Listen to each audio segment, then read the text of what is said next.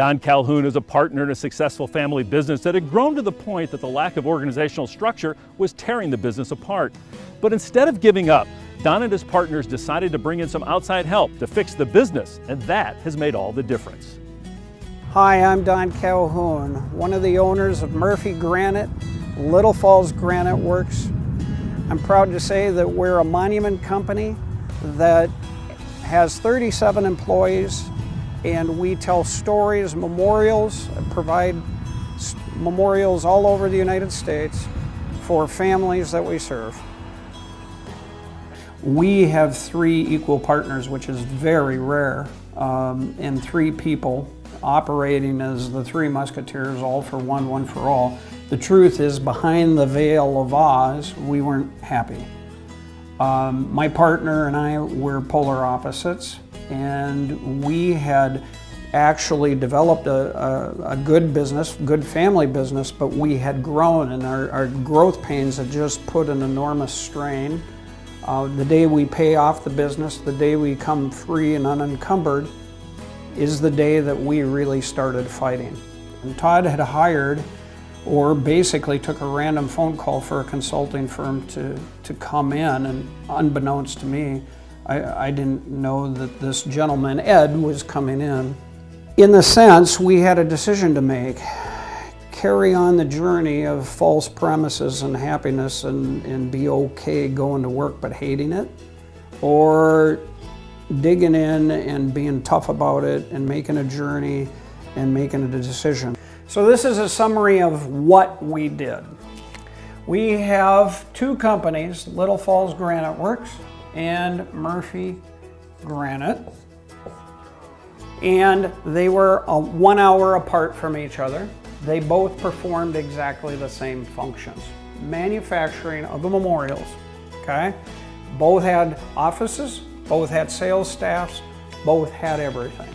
So we decided we have to develop the business into 4 concentric silos, and that's what we did. We took all these functions and we put like-kind functions into 4 silos. We ended up with manufacturing, sales and marketing, quality assurance and HR, and administration. I took sales and marketing. It's what I love to do. Manufacturing, Scott, my partner, he's a roll up your sleeve guy, get your hands dirty guy, doesn't want to sit behind a desk. He's what I call a wrench, and Scott takes over the manufacturing. Todd is the fulcrum in any argument, the most conciliatory, people-oriented, quality assurance guy you'd ever want to meet. He's an advocate for the employee and he's an advocate for the consumer. So he takes over that part, which led us to administration. We're not really financial guys, even though you may be trained in it. We just really weren't wonderful at that. So we went out and we hired a financial guy, CFO, to take that. Our company really couldn't afford it, but maybe you could argue that we couldn't afford all this, but it was well bloody worth it. When we organized this and we came about this process, then came a question of succession planning. And the succession planning aspect of this was, I'm the old dude. I got 7, 10 years left.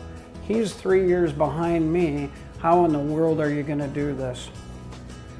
We decided that I would resign as president and we'd make the youngest guy, Todd, the president, to oversee all of this.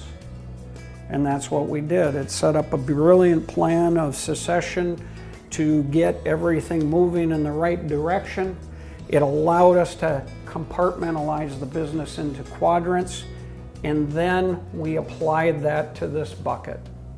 What we did is we basically shut down all duplicate functions.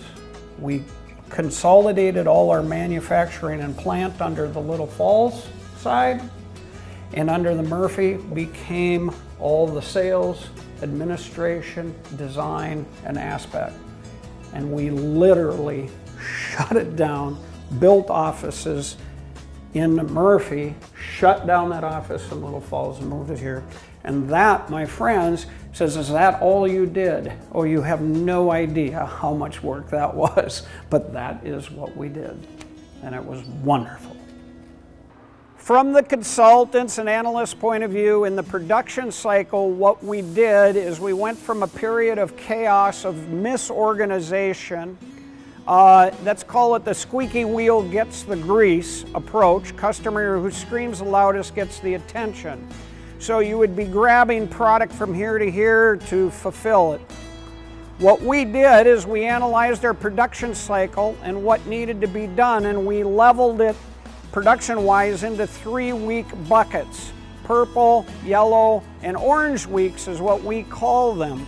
And we take roughly the same number of square foot a week through manufacturing. Everything in here gets scheduled. It gets run in. We have 2 triggering mechanisms. One is, do we have the stone? And number 2, do we have the customer's approval? Once we have that, everything gets scheduled. Moves in, everything gets made in its production week. The following week is for doing cement work or calling caretakers or cemeteries, so our trucking and installation crews are organized. The 3rd week it gets installed. We cover a large distribution area and everything is gone. So from before consultants to now, we have about a 35% increase in production. This particular year, we monitor our square foot by manufacturing coming out of the plant every single week. Scott and the crew and that have just done fabulous. Out of the last 52 weeks, we've only missed 2 weeks of production quota, but we have a week of safety built in there. So in a sense, we've never ever fallen behind on production.